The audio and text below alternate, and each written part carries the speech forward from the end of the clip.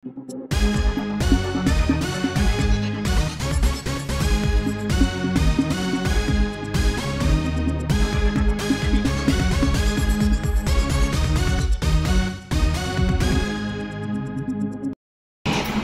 afternoon, San Jose.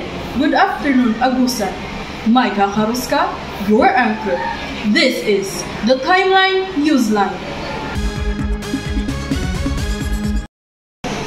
For the hot news, San Jose National High School culminates Buwan ng Wika 2024. Here's our timeliner, Crizella Anyora, for more report. To value and to let students appreciate the Filipino language, the makeshift building is currently oozing with futurist Philippine design attires and excitement as SGNHS culminates Buwan ng Wika 2024. Series of activities will be conducted today to showcase San Josean talents and creativity, such as pasalitang tula, masining na pagkukwento, isahang awit, and the search for Lakan at Lakambini 2024.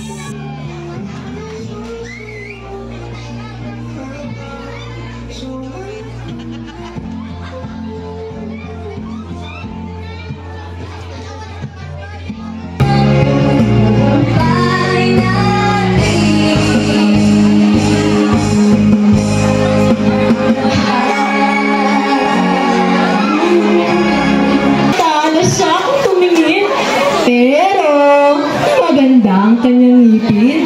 Puti-puti ito kapag siya ay tumatawa.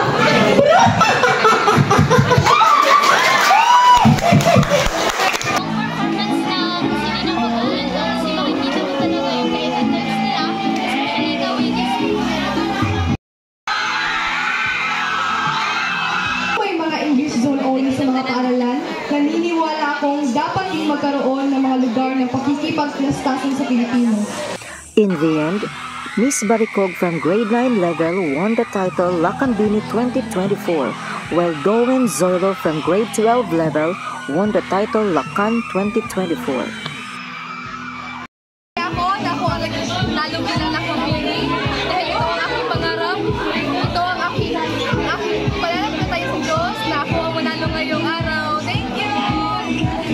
Salamat ako sa mga kaibigan ko na sumuporta sa akin. Salamat sa inyo. Grabe kayo sikit ninyo. Maraming salamat sapagkat ang pagdiriwang ng Buwan ng Wika ngayong taon ay naging matagumpay.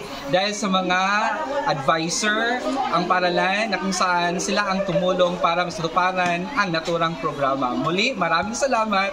Kahit hindi man perfecto ang naturang programa, ngunit ginawa pa rin ng Departamento ng Filipino para maibigay kung ano man ang dapat ibigay sa mga mag-aaral, clientele at higit sa lahat ng ating inang bayan na ang Pilipinas. Maraming salamat. It's clear that the spirit of Buwan ng Wika is alive and real here.